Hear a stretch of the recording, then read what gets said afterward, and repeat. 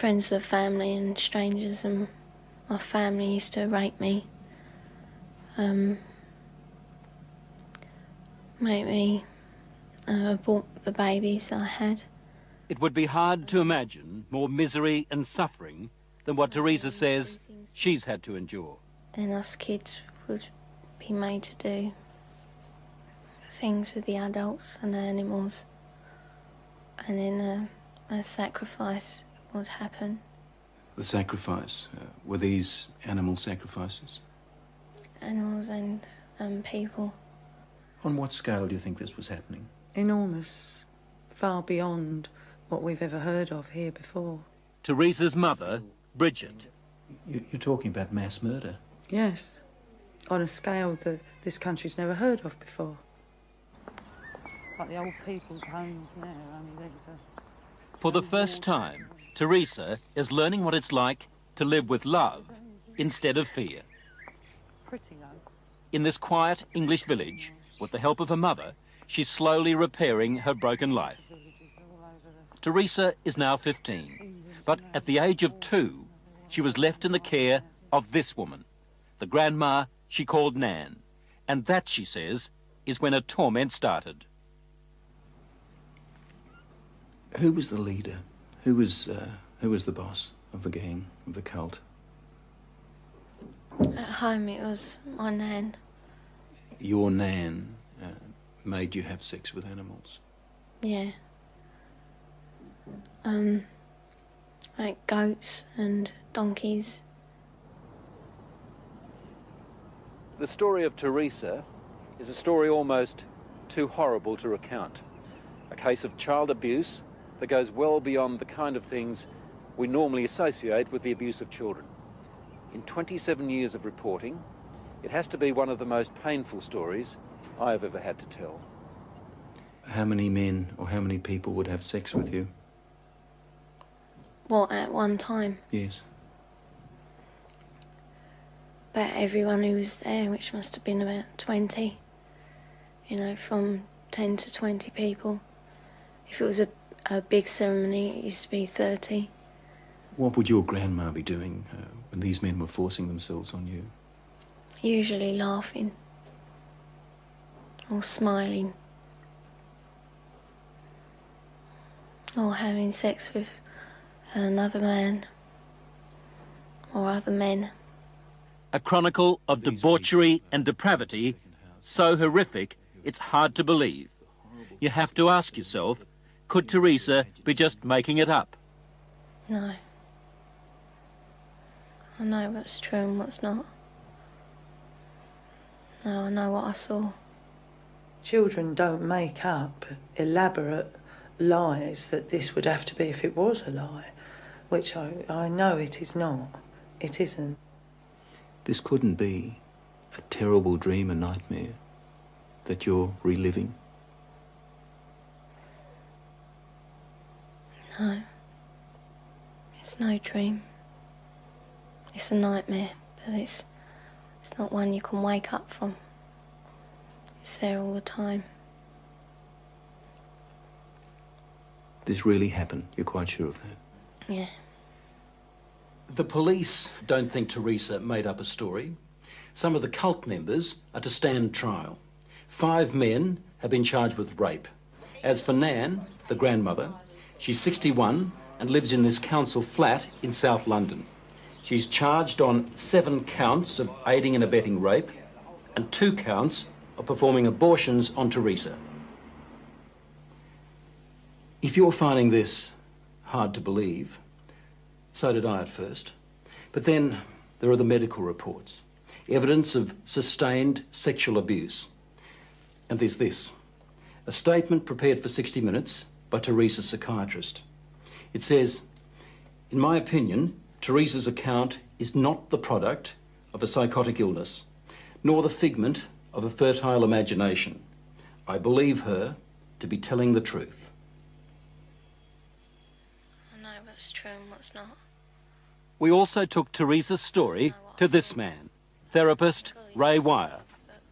He reads a transcript of our interview and listens to her voice. It's no dream.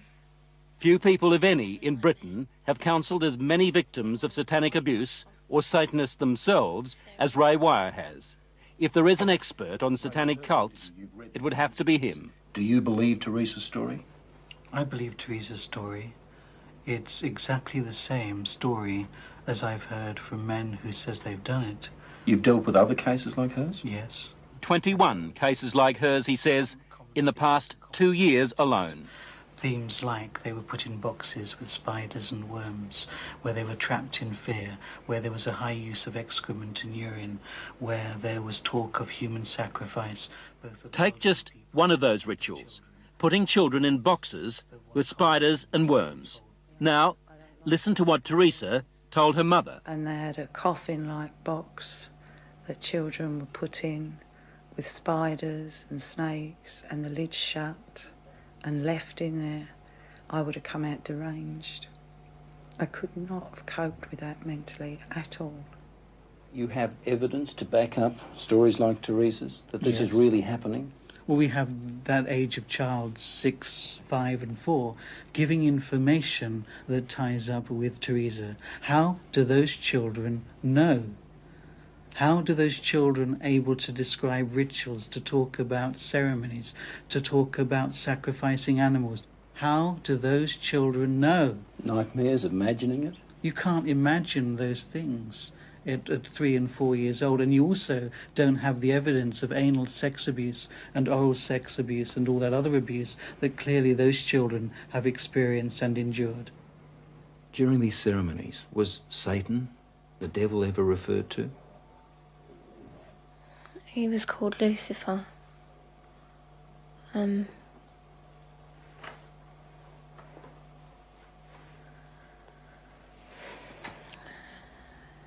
What did they say about the devil, about Lucifer?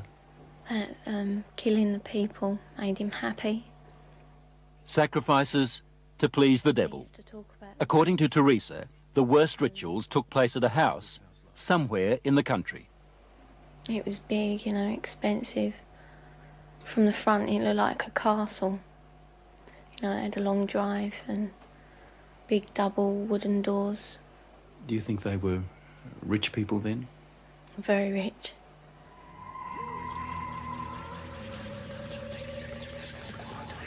Now, where was this big house somewhere in the country?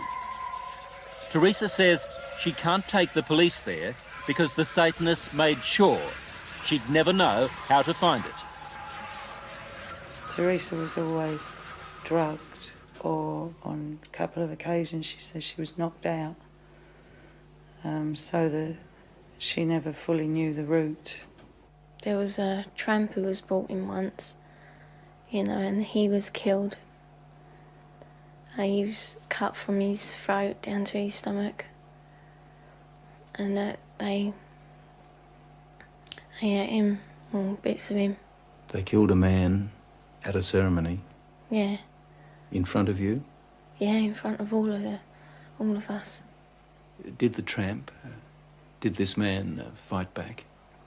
No, I think he was, you know, drunk or something. He seemed really dopey. He was laughing a lot when he was brought in. And he started screaming when they began to cut.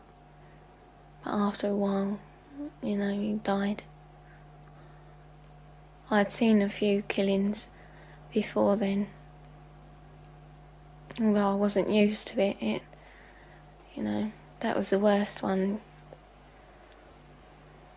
I really don't know what I thought. I suppose I thought, thank God it's not me. Let me get this right now. Are you saying that you saw more than one person killed in that house? Yeah. I've seen loads of babies killed there, just newborn babies, or aborted ones which were only small. You know, 4-year-olds. Any age, really. Did they ever say they might kill you? They threatened to kill my little girl, who, when I left, was still at the house. A friend? Huh? What little girl? My little girl, Alex. She's about 4 now. You mean you had a child? Yeah.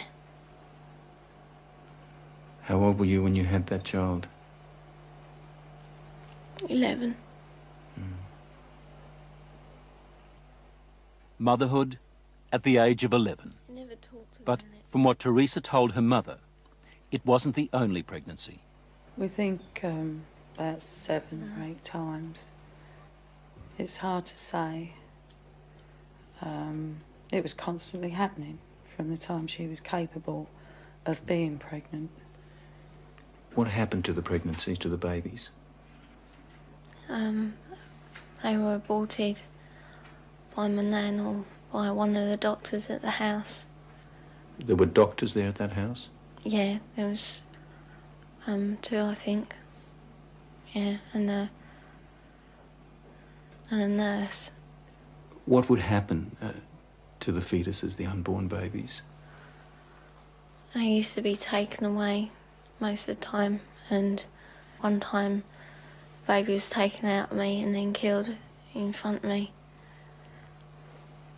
because it was still alive. And then, what would happen? Well, after they killed it, they would eat it. Well, we were also made to eat it. You were made to eat your own fetus? Yeah. Who made you do this? My nan. You'd think the one person in the world you could leave a little girl with would be Grandma. Someone to give her love and protect her from harm. Yet, when Theresa was left to live with her grandmother, they might as well have handed her to the devil himself. Grandmothers, I mean, the vision it conjures up for you, a sweet old lady with grey hair, rosy cheeks, holding her arms out to love her grandchildren. And it was exactly the reverse.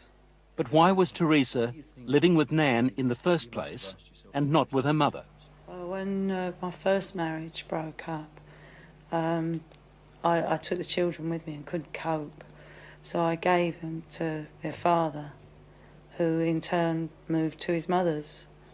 To Nan's place? Yeah. And when he left the Nan's place, he left the children there. How do you feel now towards her grandma and the other people who did all those things to your daughter? They disgust me. They are the worst form of life this earth has had the misfortune to create. Vile. Did you ever try to run away? You must have been frightened. A couple of times I did, but my uncle, he caught me and brought me back. Going to the police? Did that occur to you? No. No. I thought it was normal, you know, even though I didn't like it. You know, I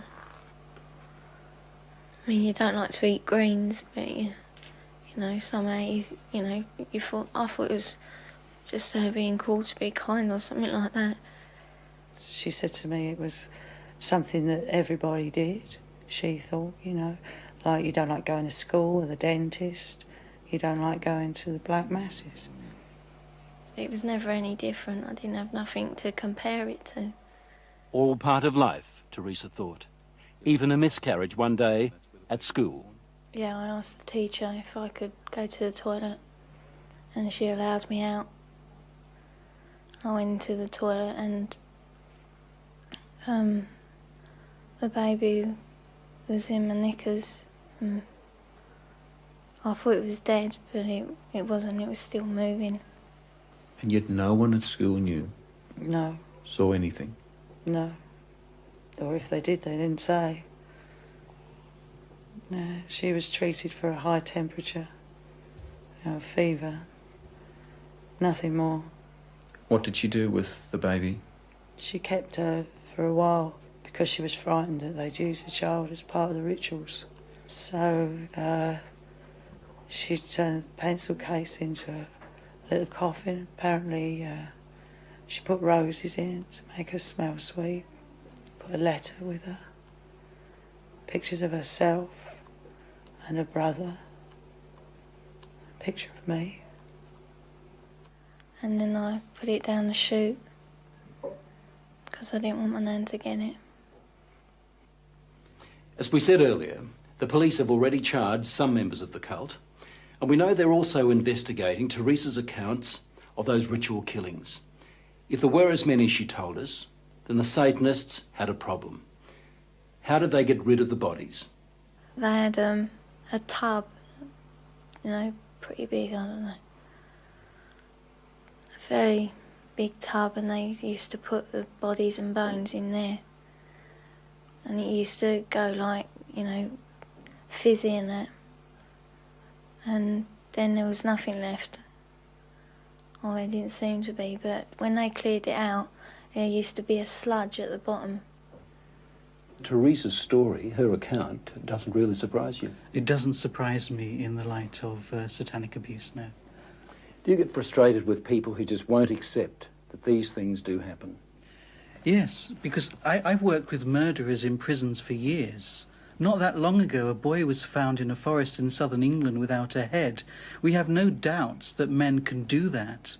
And yet when we start talking about men within Satanism who actually believe in evil and it's the right to express evil, we suddenly have a doubt. As I was leaving Teresa's place, she handed me this note. It's addressed to the film crew. She says, "Thanks for bothering to help kids like me. I hope it helps." On the other side, there's a poem Teresa made up while she was staying at Nan's place. She calls it Nothing Left. Nothing left. I would scream, but there is no voice left. I would cry, but there are no tears left. I'd fight, but there is no strength left. That was just part of our investigation of Satanism in Britain. We're also gathering evidence about the activities of such cults here in Australia.